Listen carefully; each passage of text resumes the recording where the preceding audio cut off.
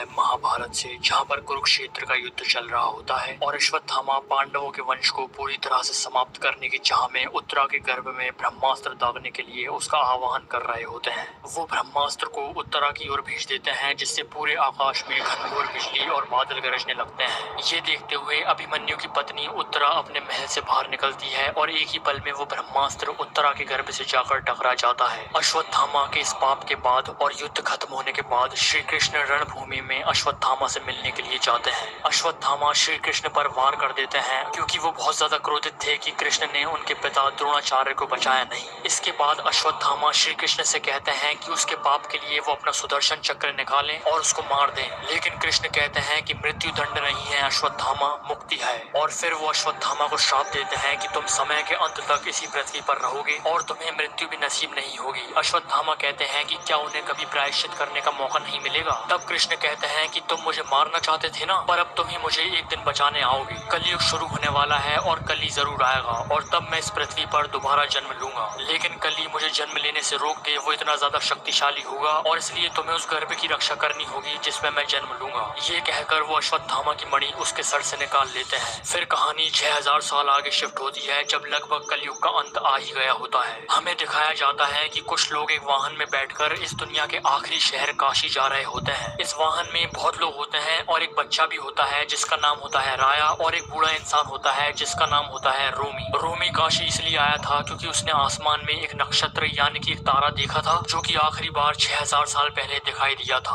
और इस नक्षत्र का मतलब ये था कि भगवान यानी कि विष्णु जी का दशावतार जन्म लेने वाले हैं। रोमी शंभाला का ही होता है और रोमी जैसे और भी लोग काशी में होते हैं। ये सब लोग खुद को रेबेल्स बोलते हैं क्योंकि ये कॉम्प्लेक्स और सुप्रीम यास्किन के खिलाफ होता है। ये रेबेल्स काशी के नीचे सीक्रेट टनल्स बना के रहते हैं और इसी में इनकी एक्टिविटीज करते हैं। और रोमी इसी टनल में जाता है क्योंकि वहाँ पर एक प्रेग्नेंट लड़की होती है दिव्या, जिसको मृणाल ठाकुर ने प्ले किया है। रोमी को चेक करना था कि कहीं मृणाल के गर्भ में जो बच्चा है वो भगवान तो नहीं, और चेक करने के लिए वो उसकी जेब में से एक कवच निकालते हैं जिसमें एक मणि होती है। और वो कहता है कि जब भी वो इस मणि को किसी गर्भ के पास ले जाएगा और अगर ये मणि जली तो समझ लेना कि उस गर्भ में भगवान है। जैसे ही रोमी उस मणि को मृणाल के गर्भ के पास लाता है, वो मणि जलती नहीं है, जिसका मतलब मृणाल वो लड़की नहीं थी जिसके गर्भ में भगवान जन्म लेंगे। तभी वहाँ पर कॉम्प्लेक्स के गार्ड्स आकर हमला कर देते हैं, जिसकी वजह से रोमी से वो मणि गिर जाती है और वो इस बच्चे राया के पास चली जाती है। राया उस मणि को उठा लेता है और वो सब लोग वहाँ से भागने लगते हैं। बाकी रिबेल्स और राया तो वहाँ से बच निकल जाते हैं, लेकिन वो गार्ड्स रोमी और मृणाल को पकड़ के कॉम्प्लेक्स ले जाते हैं, जहाँ वो उन्हें कमांडर मानस को पेश करते हैं। कमांडर मानस मृणाल को देखकर कहता है कि ये फर्टाइल लड़की अभी तक थी कहाँ, ये कॉम्प्लेक्स से बची कैसे? और फिर वो गार्ड्स को आदेश देता है कि वो मृणाल को लैब में ले जाएं, लेकिन मृणाल साफ साफ मना कर देती है। बहुत फोर्स करने के बाद भी मृणाल लैब में नहीं जाना चाहती थी, इसलिए मानस उसको बेरहमी से वहीं पर मार देता है। फिर वो रोमी से पूछता है कि वो उसको शंभाला की लोकेशन बता दे, लेकिन ऑफ कोर्स वो मना कर देता है, जिसकी वजह से वो रोमी को भी वहीं पर मार देता है। उसके बाद हमें कॉम्प्लेक्स की लैब्स दिखाई जाती हैं, जहाँ पर दुनिया की सारी फर्टाइल लड़कियां यानी कि जो प्रेग्नेंट हो सकती हैं, उनको वहाँ पर ले आया जाता है। इन लड़कियों को टेक्नोलॉजी की मदद से इम्प्रेग्नेट किया जाता है और फिर हर महीने उन्हें एक चैम्बर में डाला जाता है, जहाँ पर उनके गर्भ से मशीन्स के थ्रू एक सीरम एक्सट्रैक्ट किया जाता है। लेकिन इस सीरम एक्सट्रैक्शन प्रोसेस में अभी तक कोई भी लड़की 91 डेज से ज्यादा प्रेग्नेंट नहीं रह पाई थी, जिसकी वजह से सीरम अच्छी तरह से बन नहीं पा रहा था। और सुप्रीम यास्किन चाहता था कि सीरम कम से कम 120 दिन प्रेग्नेंट वाली लड़की का तो हो ही। जब जब उन लड़कियों के गर्भ से सीरम एक्सट्रैक्ट किया जाता था, वो लड़कियां मर जाती थी। और उन्होंने उस मशीन में ही एक सिस्टम फिट किया हुआ था कि जैसे ही लड़की मर जाए तो वो सीधे वहीं से पाइप के थ्रू आग के कुएं में गिर जाए और भस्म हो जाए। अभी तक का जो बेस्ट सीरम बन पाया था वो 91 डेज वाला था, और कमांडर मानस को ये बात सुप्रीम यास्किन को बतानी थी और साथ में वो सीरम की बोतल भी ले जाना था। कमांडर मानस उस लैब के डॉक्टर से कहते हैं कि ये एक्सपेरिमेंट सक्सेसफुल क्यों नहीं हो पा रहा है। तो वो डॉक्टर मानस को एक सुझाव देता है कि वो उसको सुप्रीम यास्किन के पास ले चले, जिससे कि उन्हें पता चल जाए कि यास्किन को एग्जैक्टली चाहिए क्या, और शायद तब जाकर वो एक अच्छा सीरम बना सके। कमांडर मानस डॉक्टर को सुप्रीम यास्किन के पास ले जाने के लिए तैयार हो जाता है। वो डॉक्टर और काउंसलर बानी के साथ सुप्रीम यास्किन के पास जाते हैं। सुप्रीम यास्किन बहुत ही बुरी कंडीशन में जी रहा होता है। उसके शरीर से वायर्स अटैच हुई होती हैं, जो कि उसे जिंदा रखती हैं, और इसी बुरी हालात से निकलने के लिए उसने ये प्रोजेक्ट के नाम का सीरम एक्सट्रैक्शन प्रोसेस चालू करवाया था। यास्किन जब वो 91 डेज वाला सीरम मांगता है तो डॉक्टर चालाकी से उस सीरम की बोतल को चेंज कर देता है और उसकी जगह यास्किन को कुछ और दे देता है, जिसकी वजह से यास्किन स्ट्रगल करने लगता है और पानी में गिर जाता है। लेकिन फिर वो वापस पानी से बाहर निकलता है और कहता है कि बहुत दिनों बाद किसी ने उसको मारने की कोशिश की है, जिसके बाद वो उसके हाथ से डॉक्टर का गला पकड़ लेता है। यास्किन उससे पूछता है कि वो क्यों उसे मारना चाहता है। डॉक्टर जवाब देता है कि अच्छाइयत के लिए। ये सुनते ही यास्किन उसकी आंख से एक आंसू निकालता है और उसे डॉक्टर के मुंह में डाल देता है, जिससे वो डॉक्टर मर जाता है। सुप्रीम यास्किन फिर से कमांडर मानस और काउंसलर बानी को इंस्ट्रक्शन देता है कि कम से कम 120 दिन प्रेग्नेंट वाली लड़की का सीरम लेके आओ और फिर वो वहाँ से चले जाते हैं। दूसरी तरफ कॉम्प्लेक्स के गार्ड्स उन बाकी रेबेल्स का पीछा कर रहे होते हैं जो कि उस टनल से बच के निकले थे। उसमें से एक के ऊपर 5000 यूनिट्स की बाउंड्री लगा दी जाती है और उसे भैरवा पकड़ लेता है, लेकिन वो उसे कॉम्प्लेक्स वालों को नहीं देता क्योंकि वो भैरवा को बहुत ज्यादा पसंद करता था और उसे अपना हीरो मानता था। राया जो कि वहाँ से बच के भागा था, काशी से दूर एक मंदिर में पहुंच जाता है और वहीं पर वो पत्ती में लपटे विशाल काय अश्वत्थामा को देखता है। तभी वहाँ पर कॉम्प्लेक्स का एक रोबोट गार्ड पहुंच जाता है और राया पर वो हमला करने ही वाला होता है कि अश्वत्थामा उस रोबोट को उनकी लाठी से तोड़ देते हैं। अब कॉम्प्लेक्स में बहुत सारी लड़कियों पर एक्सपेरिमेंट चल रहे होते हैं और उन्हीं में होती है दीपिका पादुकोण, जिनका नाम होता है समेटी। वो भी सीरम एक्सट्रैक्शन प्रोग्राम में होती हैं, लेकिन वो किसी को बताती नहीं है कि वो प्रेग्नेंट है, क्योंकि वो उनके गर्भ में पल रहे बच्चे को बचाना चाहती थी। ये बात वो वहाँ पर एक लड़की को बताती है और उस पर विश्वास करती है कि वो किसी को नहीं बताएगी। मगर वहाँ पर एक गार्ड को पता चल जाता है कि समेटी 5 महीनों से प्रेग्नेंट है। 5 महीने यानी कि 150 दिन,